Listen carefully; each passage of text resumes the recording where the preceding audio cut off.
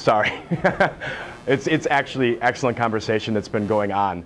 But just to keep us through the flow, we have this vision, we've checked reality, we actually just sat down and did some of our own diagnosing about what, given the evidence, is the knowledge, skill, or mindset that we think we're going to pinpoint. The next obvious step then is to take action, right, and responding to this trend.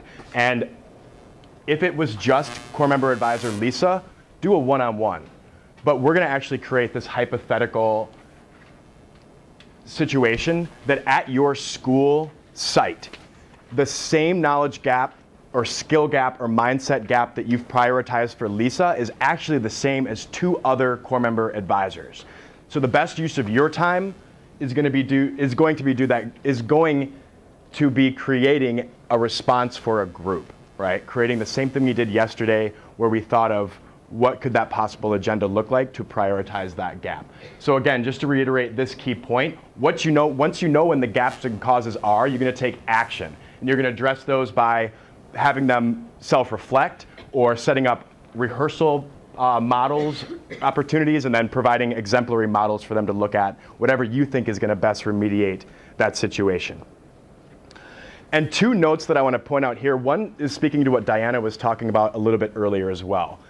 I think as a manager, you are going to do a group response, but it might be worth meeting with that core member advisor or that staff member beforehand to say, hey, we're actually going to have a session just based on what I saw and from talking with you. I think this would actually really help move you forward, help move your core members forward and then your students forward, just to invest them. So all of a sudden at the end of the day, you're not just all sitting there in that sort of awkward moment of like, oh, I clearly don't know how to do this, you know? So I think that would be a way of investing as a manager. The other big point is that if you look at the Institute calendar, there are actually structured times for a lot of things to take place.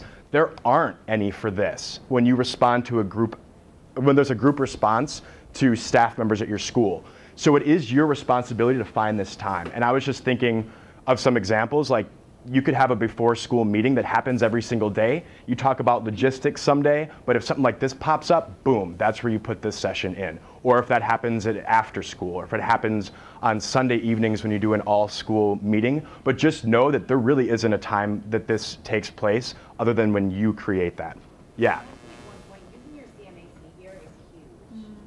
They can take on a lot of this if you were seeing times of preference too, and there are time structures in the calendar that you can struggle for that. Yeah, and actually to make that actually real, where's Jamae? That happened last year in Phoenix. We realized as school directors across the teams that lesson planning clinics, there was a skill set in actually how to be strategic with where you focus your energy during the actual agenda. So Jamae on a Sunday afternoon brought in strategic core member advisors, modeled her thought process, there was practice, there was sharing, and boom, we rocked it, didn't we, Jamae? We did. Yeah. And I think one thing to add about that with the staff is just thinking, especially week 1, like there are things that come up and you need to attack them right away with your staff members. So just preemptively telling them, like, I'm going to be in your session. Sometimes there'll be notes like, I wish we could have a conversation. It might not happen. Sometimes it might be after school and we're going to, you know, have a tag or whatever it is. But for me, it was really helpful to tell people from the beginning. Then they weren't on their defensive, and it was just like, we need to like make sure everything is on point from the beginning. So like, expect that I'm going to be doing this in like 18 different ways. Perfect. Perfect points. So that's what we're going to do. You're going to take your diagnosis of what knowledge, skill, or mindset you think is most pressing here, and you're actually going to use handout 5 to go through this thought process. I tried to go a little quickly to save some time, and I did, because yesterday as I was looking around, it didn't seem like everybody actually got to that agenda portion, so I put in a little bit time. That's going to be the goal of this work time. The first part of this is really just a thought process. How are you actually aligning your objective, what you want for staff effectiveness, with what you're actually going to do?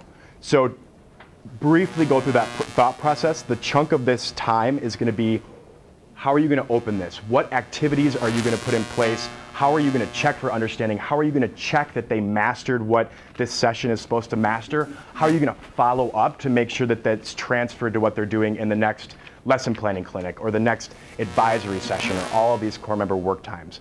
And one more big point, and then I'm going to let you go, I promise. You don't have to do this all by yourself. You don't have to sit there and create the agenda and be the one that does the thought process and model it and do the first role play.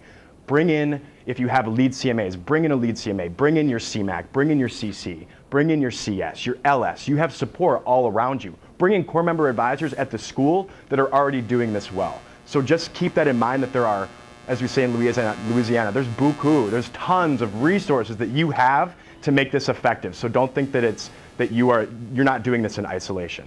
So I'm going to say that. Handout 5, based on your diagnosis, you're going to have 13 minutes to work independently. Remember, really get to that session piece in this, and then we'll have 5 minutes in table groups to debrief, rock and roll.